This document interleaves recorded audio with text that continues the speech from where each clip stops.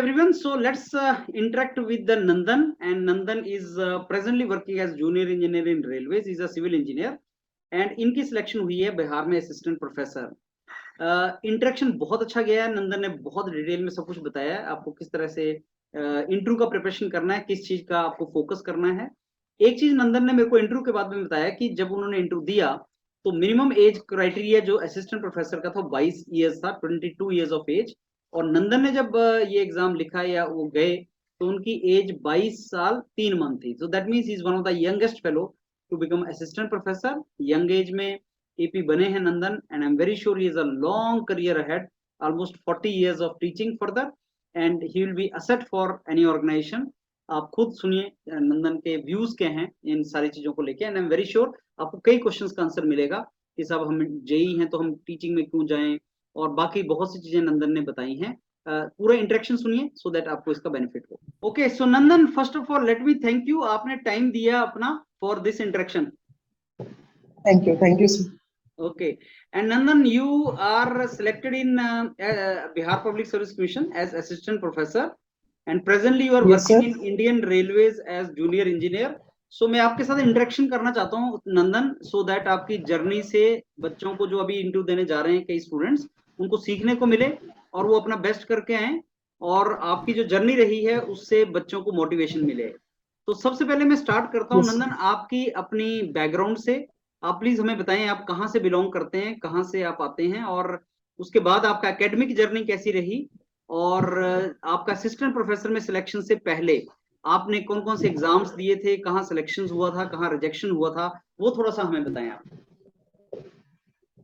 Sir मैं originally Saharsa Bihar का रहने वाला हूँ। इसके बाद सर मैंने 2014 में बिहार कंबाइंड एंट्रेंस के through Nalanda college of engineering, जो कि बिहार स्टेट गवर्नमेंट का एक कॉलेज है, वहाँ एडमिशन लिया था, और वहाँ से मैंने 2018 में बीटेक इन सिविल इंजीनियरिंग किया सर। उसके बाद सर अपेयरिंग में बीएड करने के बाद मैंने एनआईटी पटना से 18 से 20 बैच में मैंने एमटेक किया है ट्रांसपोर्टेशन इंजीनियरिंग। उसके बाद सर मास्टर्स के बाद जब ये फॉर्म आया था असिस्टेंट प्रोफेसर का, वो मैंने अप्लाई किया, और उसी समय सर इंडियन रेलवेज का भी रिक्रूटमेंट हुआ था। तो सर ये एग्जाम का ऑनगोइंग प्रोसेस के दौरान मैं सर इंडियन रेलवेज में पिछले 1 साल से काम कर रहा हूँ। इसके अलावा मैंने सर झारखंड असिस्टेंट इंजीनियर का इंटरव्यू दिया हुआ है, और सर मैं एक बार एसएससी जेई का मेंस भी लिखा था, लेकिन रेलवेज में होने के बाद मैं वो नहीं दिया था। तो सर करेंटली अभी हम जूनियर इंजीनियर में काम कर रहे हैं, और सर असिस्टेंट प्रोफेसर का मैंने अपने जॉब के साथ तैयारी किया। सो नंदन, आपने जब एमटेक किया एनआईटी पटना से, तो आपकी साथ साथ तैयारी भी चलती रही होगी कॉम्पिटिटिव एग्जाम्स की? यस सर, ये मैंने दोनों को मैनेज किया था। एक्चुअली क्या होता है कि सर हम लोग को मास्टर्स ऐसे सब्जेक्ट से करना चाहिए जो हमारे इंटरेस्ट से रिलेटेड हो। yes. तो इससे क्या होता है कि सर आपको सेमेस्टर पास करने में ज्यादा एफर्ट नहीं करना पड़ता है। तो right. जो एक्स्ट्रा टाइम है वो आप डिवोट कर सकते हैं। राइट। और सर एनआईटी पटना जो है वो सिविल का एक रिनोन इंस्टीट्यूट होने के कारण वहाँ का लाइब्रेरी काफी ज्यादा रिच है।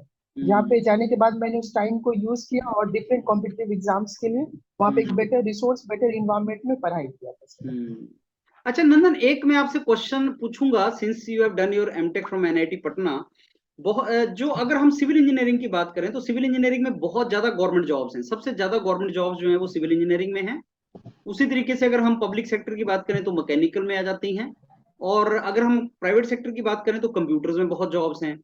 तो अब जो बच्चा जब एमटेक करने जाता है सिविल इंजीनियरिंग का, तो उसकी प्लेसमेंट बाकी ब्रांचेस के कंपैरिजन में कम होती है, जैसे कंप्यूटर्स इलेक्ट्रॉनिक्स में कम होती है, और इससे बच्चा डिमोरलाइज होता है। लेकिन फिर मैंने कई स्टूडेंट से बात किया, आप जैसे स्टूडेंट से बात किया, कि एमटेक के टाइम पे अगर आप अपना टाइम अच्छा यूटिलाइज करें तो सब आप बहुत सी जॉब्स निकाल सकते हैं।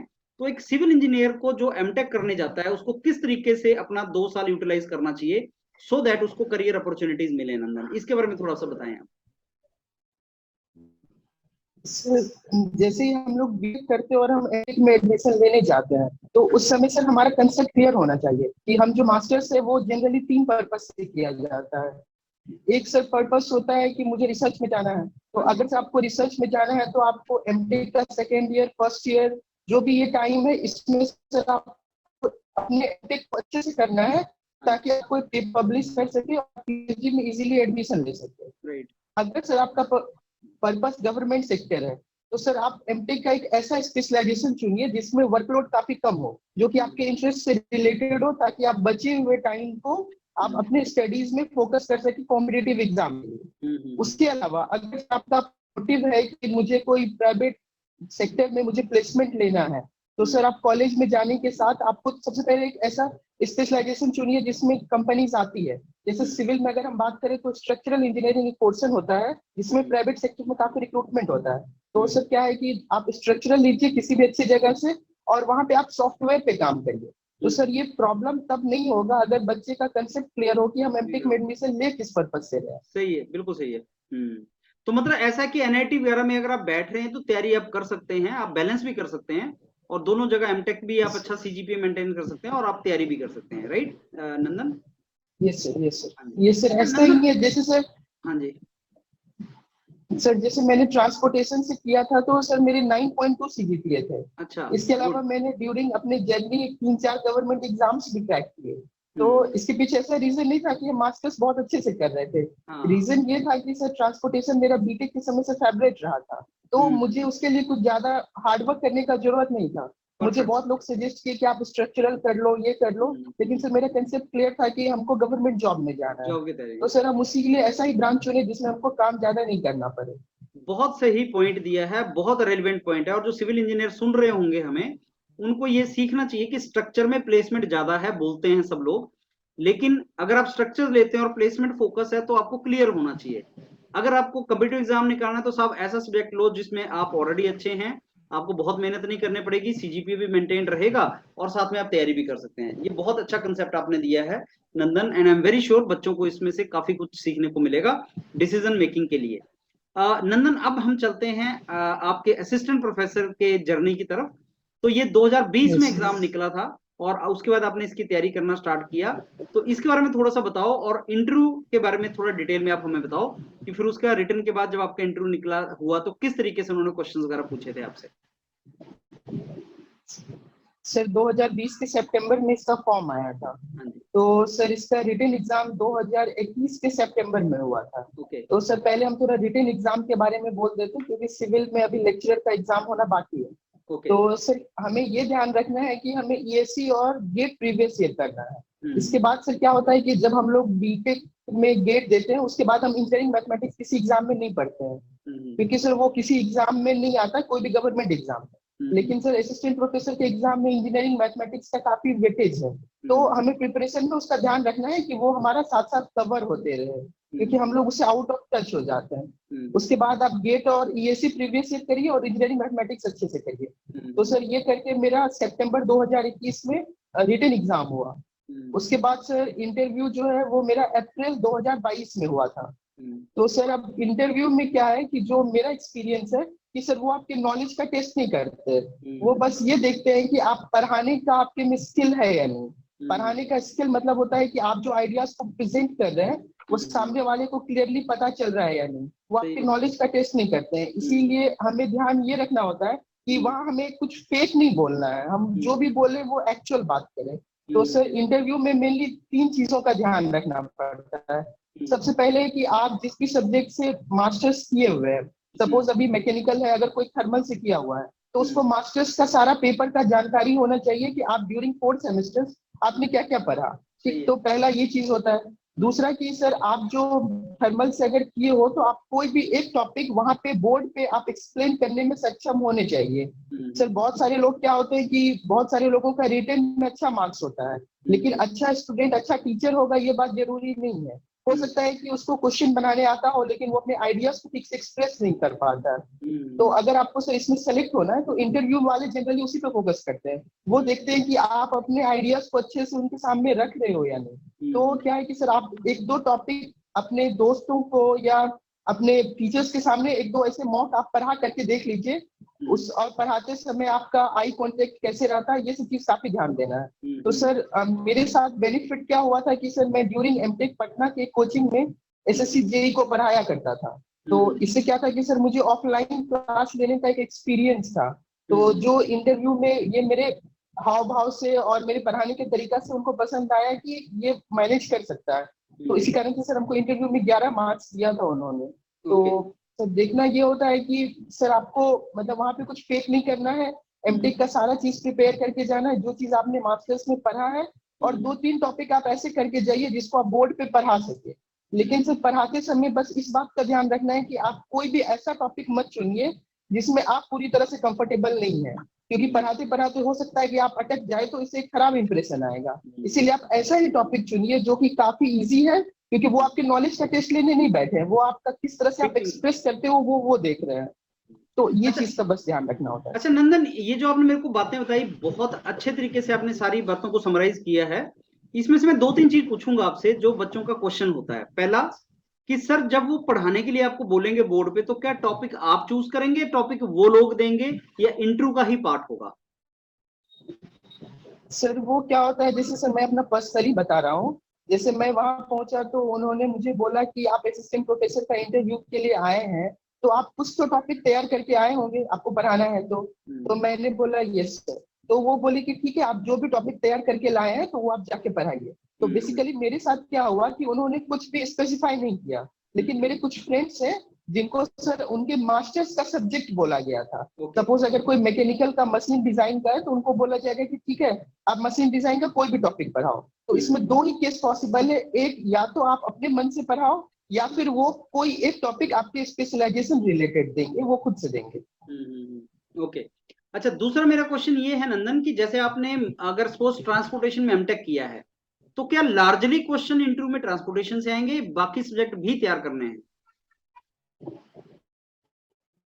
सर क्या है कि मतलब जैसे अगर आपने ट्रांसपोर्टेशन से मास्टर्स किया है तो ट्रांसपोर्टेशन का सारा चीज आपको मास्टर्स लेवल का पता होना चाहिए। ओके। लेकिन जो आपके बाकी सब्जेक्ट्स हैं सिविल के, उसका सर आपको ऊपर ऊपर एक नॉलेज होना चाहिए। क्योंकि सर जो चेयरमैन होंगे वो, जैसे मैं गया था इंटरव्यू देने, तो मैं जैसे ही चेयर पे बैठा उन्होंने मुझसे पूछा व्हाट इज ट्रस्ट। तो सर ट्रस्ट जो होता है वो स्ट्रक्चरल इंजीनियरिंग का पार्ट होता है। तो क्या हुआ था कि वो उन्होंने मेरा स्पेशलाइजेशन पूछा भी नहीं और मुझसे सवाल करने स्टार्ट कर दिए। तो लकीली उन्होंने 2-3 सवाल के बाद जो है तब वो ट्रांसपोर्टेशन में इंटर किए, तब उन्होंने मुझसे पूछा कि आपका स्पेशलाइजेशन क्या है। तो क्या है कि सर आपको मेंटली प्रिपेयर होके जाना है, बाकी सब्जेक्ट्स का उतना डीप में नहीं, लेकिन आपको बेसिक पता होना चाहिए। जैसे आपका मैकेनिकल है तो सर आपको ये पता होना चाहिए कि सोम में ये चीज होता है, ये नहीं कि सर थर्मल में है तो हमको सोम नहीं पता है, इस तरह से सर आप नहीं करते हैं। लेकिन इन डेप्थ नॉलेज आपको आपके स्पेशलाइजेशन का ही चाहिए, बाकी का आप ऊपर ऊपर करके जा सकते हैं। चलो, वंडरफुल। अच्छा नंदन, अब मैं आपसे रिक्वेस्ट करूंगा कि आप अपना इंटरव्यू का एक्सपीरियंस शेयर करें कि आपसे अंदर जब आपने जैसे गए तो उन्होंने क्या क्या क्वेश्चन पूछे थे, एचआर के क्वेश्चन क्या थे और टेक्निकल क्या क्वेश्चन थे, सो दैट स्टूडेंट्स को ये आइडिया लग जाए कि साहब इस तरह के क्वेश्चन पूछे जाते हैं। सर मेरा इंटरव्यू सर रफली 20 मिनट्स के अराउंड हुआ था। तो सर जैसे ही हम गेट से इंटर किए तो सबसे पहले एक चेयर था, उस पर बैठे सामने लगभग 10-12 लोग थे, लगभग 12 लोग होंगे, और वो 60+ ही थे मोस्टली। वो किसी आईआईटी एनआईटी के मैक्सिमम रिटायर्ड प्रोफेसर रहते हैं। तो हम जैसे ही बैठे तो चेयरमैन सर जो, उन्होंने मुझसे पूछा कि व्हाट इज ट्रस्ट। तो हम पहले से पका गए कि हो सकता है कि मेरा स्ट्रक्चरल में वो नहीं घुस जाए, क्योंकि मेरा तो ट्रांसपोर्टेशन पार्ट हम अच्छे से तैयार करके गए थे। तो लेकिन फिर ट्रस्ट का जब मैंने आंसर कर दिया तो सर उसके बाद जो है वो हमसे पूछे कि आपने, उसके बाद चेयरमैन जो है एक सवाल पूछा उन्होंने ट्रस्ट के बारे में, उसके बाद एक फ्रेम के बारे में पूछा, ट्रस्ट और फ्रेम में क्या डिफरेंस होता है। उसके बाद उन्होंने बाकी मेंबर्स को पास कर दिया कि सर आप लोग पूछिए। तो उसमें से एक पर्सन ने पूछा कि आपने बीटेक कहाँ से किया है और मास्टर्स कहाँ से किया है। सर वो लोग आपसे कोई भी ऐसा सवाल नहीं पूछेंगे जिससे आपका नाम और आप कहाँ के रहने वाले हो ये चीज का पता चले। ये एक स्पेशल इंस्ट्रक्शन होता है, तो वो आपसे ये सब चीज नहीं पूछेंगे। वो पर्सनल में मुझसे बस ये पूछे कि आपने बीटेक कहाँ से किया है, एमटेक कहाँ से किया है। तो ये पूछने के बाद वो पूछे कि मेरा तो करेंट था सर 2014 में 12 था, फिर 18 में बीटेक था और 20 में मास्टर्स था। तो मेरा सब कुछ एक मतलब एक सीक्वेंस में था। तो उन्होंने पूछा कि आप 20 के बाद क्या कर रहे हो। तो मैंने बताया कि मैं इंडियन रेलवे में अभी एज ए जूनियर इंजीनियर काम कर रहा हूँ। तो उन्होंने पूछा कि आप तो रेलवे में हैं तो आप क्यों इसमें आना चाहते हैं। तो मैंने बताया कि सर वो कोविड के टाइम में थोड़ा करियर अनसर्टेनिटी के चलते मैंने रेलवे ज्वाइन कर लिया था, लेकिन मैं शुरू से असिस्टेंट प्रोफेसर को लेके ही मोटिवेटेड हूँ। तो उन्होंने बोला कि रेलवेज और असिस्टेंट प्रोफेसर में आपको अगर कंपैरिजन करने बोला जाए तो आप क्या मतलब आप क्यों ये चुन रहे हो। तो मैंने बताया कि सर मैं चूंकि बिहार के स्टेट गवर्नमेंट कॉलेज से ही किया हूँ तो मेरा एक इमोशनल अटैचमेंट है। तो मैं और उस लाइन में मैं खुद को कंफर्टेबल फील करता हूँ, तो मैं एक रिटर्न ऑफ फेवर और मेरा ये पैशन है, तो इसीलिए हम सर टीचिंग में आना चाहते हैं। फिर उन्होंने मुझसे फिर पूछा कि ठीक है, आप टीचिंग में आना चाहते हो तो आप कोई भी सब्जेक्ट आप अपने आप को टीचर मान के और हमें स्टूडेंट मान के आप बोर्ड पे पढ़ाओ। तो सर पीछे एक व्हाइट बोर्ड लगा रहता है और वहाँ मार्कर रखा रहता है 2-3 कलर का। तो सर मैंने ट्रांसपोर्टेशन का एक टॉपिक पढ़ाना स्टार्ट किया। हमारे में एक होता है डिजाइन ऑफ सुपर एलिवेशन। तो वो जब पढ़ाना स्टार्ट किया तो हम जो भी लाइन लिखते थे उससे वो सवाल पूछ देते थे। अच्छा। कि आपने ऐसा क्यों किया, ये क्यों होता है, ऐसे क्यों नहीं कर सकते हैं, अगर रेलवेज में कर्व देना है तो क्या करेंगे। तो इस तरह से सर आप जो भी पढ़ाओगे 10 मिनट वो उसी के अराउंड पूछेंगे। पूछने के बाद मैक्सिमम चांसेस क्या होता है कि सर आपको कुछ भी गलत वहां नहीं बोलना। अगर आपको नहीं पता है तो आपको मना कर देना कि सर मुझे नहीं पता, क्योंकि सर गलत बोलने से बहुत खराब इंप्रेशन पड़ता है। तो मैंने एक दो चीज में ऐसा नहीं है कि मैंने सब में हाँ बोला। मैंने बोला कि सर मुझे, जैसे उन्होंने मुझे पूछा कि अगर बुलेट ट्रेन अगर चलाना है तो उस पर कितना कर्व देना पड़ेगा। तो ये तो सर हाइपोथेटिकल क्वेश्चन था, तो मुझे नहीं पता था। तो मैंने बोला sir I have no idea. तो वो लोग मुस्कुराने लगे, फिर बोले कि आगे बैठो। फिर आके बैठे तो फिर उन्होंने मुझसे पूछा कि आपका एमटेक प्रोजेक्ट क्या था, आपने वो जो एमटेक प्रोजेक्ट चुना तो उसे सोसाइटी को क्या रिटर्न में मिला। ओके। उसके अलावा आपने एमटेक में क्या क्या सब्जेक्ट्स पढ़े। ये सब तरह से एक अच्छा से सर इंटरव्यू चल रहा था। और सर अगर आपका इंटरव्यू लंबा जाए तो जनरली उसका मतलब होता है कि आपका ठीक जा रहा है। अच्छा। क्योंकि जनरली वो लोग आपको तभी छोड़ते हैं जब वो मान लेते हैं, मतलब आपको एक तरह से डिफीट कर देते हैं। जब आप एक दो क्वेश्चन का लगातार आंसर ना करो तो फिर वो आपको छोड़ देते हैं। तो मेरा रफली 20 मिनट्स चला। फिर उन्होंने रेलवे से भी पूछा कि रेलवेज में जो आजकल इतना एक्सीडेंट होता है उसको आप कैसे रिड्यूस करोगे। तो वो मैंने बताया कि artificial intelligence based signal use करने से। तो फिर बोला कि अगर सब कुछ हम लोग आर्टिफिशियल कर देंगे तो कभी अगर कुछ मतलब डिसीजन मेकिंग का होगा तो वो कौन करेगा। तो मैंने उन्हें बताया कि सर हम लोग कंप्लीटली आर्टिफिशियल नहीं करेंगे।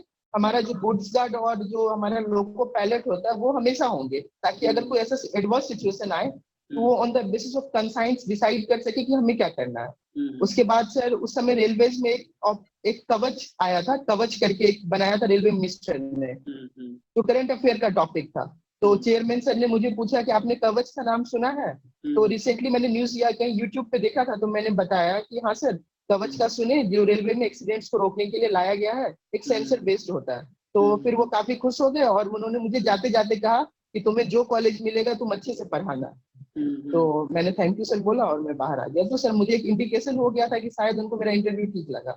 तो सर इस तरह से। Okay great. सो नंदन, इसमें एक चीज मैं आपसे पूछूंगा, ये ना बहुत से ऐसे स्टूडेंट इस बार भी कैंडिडेट्स हैं जो जूनियर इंजीनियर के पद पे हैं, जूनियर इंजीनियर का काम कर रहे हैं। आपको तो मेरे ख्याल से 2 साल हुए हैं, लेकिन कई ऐसे भी जो 5-5 साल से जेई का काम कर रहे हैं, या तो रेलवेज में या स्टेट गवर्नमेंट में। ये क्वेश्चन बहुत फ्रिक्वेंटली आता है कि साहब आप जूनियर इंजीनियर हो, 6 साल हो गए हैं, 7 साल हो गए हैं, अब आप प्रमोट होने वाले हो, तो आप क्यों ये छोड़, और वो बिहार में जॉब कर रहे हैं सपोज, बिहार के किसी डिपार्टमेंट में सपोज, तो आप छोड़ के क्यों फिर आप ये जाना चाहते हैं। इस पे क्या आप कुछ पॉइंट्स बताना चाहेंगे स्टूडेंट्स को, अगर ऐसा क्वेश्चन उनसे आता है।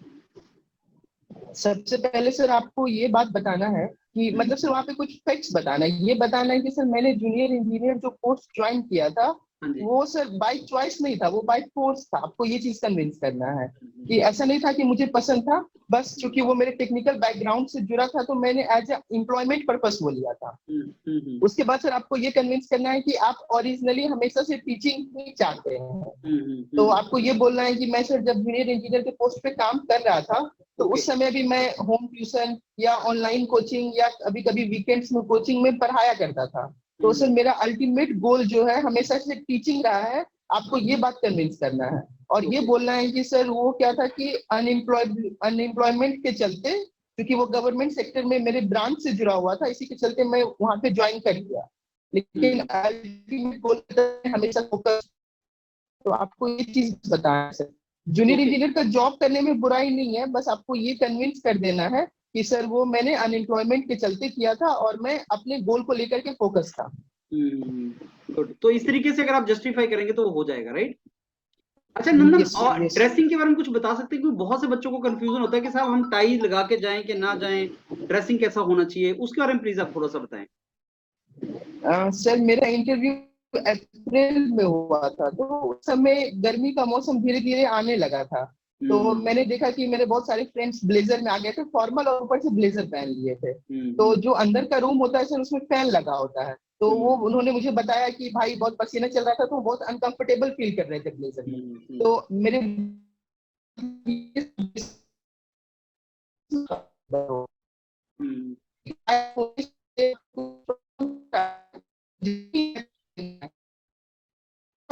पैंट में गया था, मैंने टाई नहीं पहना था, तो मुझे सर 15 में 11 मार्क्स मिले। तो सर मैंने ये चीज समझा कि वहां पे सर आप कंफर्ट से जाइए, बस उनको ऐसा ना लगे कि ये असिस्टेंट प्रोफेसर में ज्वाइन करने आया तो देखो कुछ भी पहन के आ गया, तो बस टी शर्ट वगैरह अवॉइड करिए। बाकी सर ऐसा कोई रूल नहीं है कि आपको टाई पहनना है, ब्लेजर पहनना है। At the end of the day आप किसमें कंफर्टेबल फील करते हैं वो मैटर करेगा सर वहाँ पे। मतलब लेकिन फॉर्मल होना चाहिए, शूज एंड हाँ, पैंट फॉर्मल शर्ट होना होना चाहिए चाहिए। सर। वो फॉर्मल हाँ, होना चाहिए, उनको देख बाकी के लगे कि ये लड़का, उनको देख के लगे कि ये लड़का असिस्टेंट प्रोफेसर ज्वाइन करने आया है। हाँ, सही बात है। उस तरीके से होना चाहिए। नंदन, बहुत यस अच्छे सर। तरीके से आपने सब कुछ एक्सप्लेन किया है। अब कुछ लास्ट में अगर आप टिप्स देना चाहें उन स्टूडेंट्स को जो इंटरव्यू देने जा रहे हैं, जिनके इंटरव्यू अभी आ गए, जैसे आप जानते हैं अभी मैकेनिकल वाले एक्सपेक्ट कर रहे हैं कि उनका सब इंटरव्यू आ जाएगा अभी महीने भर के अंदर, तो ऐसा कुछ टिप्स अगर आप उनको देना चाहें। सर मैं अपने फ्रेंड्स को बस 3 चीज बताऊंगा सर। सबसे पहला कि आपका जो भी मास्टर्स में स्पेशलाइजेशन है, हम्म, आप उसको अच्छे से फॉलो पढ़ लीजिए, पहला चीज। हम्म, दूसरा चीज ये है कि सर बीटेक में आपने जो भी चीज पढ़ा है उसका ऊपर ऊपर से आप नॉलेज ले लीजिए, ओके, क्योंकि आपसे वो क्या पूछ देंगे इसका कोई गारंटी नहीं है, वो बाद में सही आपसे स्पेशलाइजेशन पूछेंगे। सही है। और तीसरा चीज की सर आप बोर्ड पे पढ़ाने का, आई कांटेक्ट करने का, ये सब चीज का, जैसे आप कोई भी प्रैक्टिस करो। बोलते हैं तो जो आपके सामने स्टूडेंट्स बैठे हुए हैं तो हम्म, उनसे आप किस तरह से इंटरेक्ट करेंगे। इसके हम्म, अलावा कुछ लोग क्या होता है कि सर बोर्ड पे लिखते समय उनको ध्यान में ये रखना चाहिए कि हम साइड में खड़े होकर लिखे कि बोर्ड विजिबल रहे।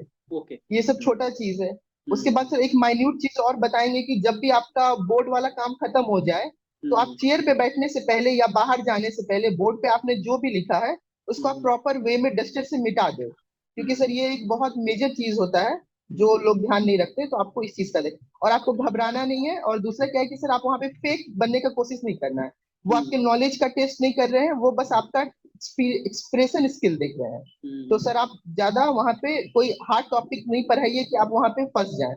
आप हम्म, इजी टॉपिक पढ़ाइए और अपना वे ऑफ एक्सप्लेनेशन जो है वो ठीक से रखिए, तो सर इंटरव्यू बहुत बहुत अच्छा जाएगा। और सर आपके चैनल्स पे जो इंटरव्यू है वो भी हम्म, मैंने काफी देखे थे, तो वो मेरे लिए बहुत हेल्पफुल था।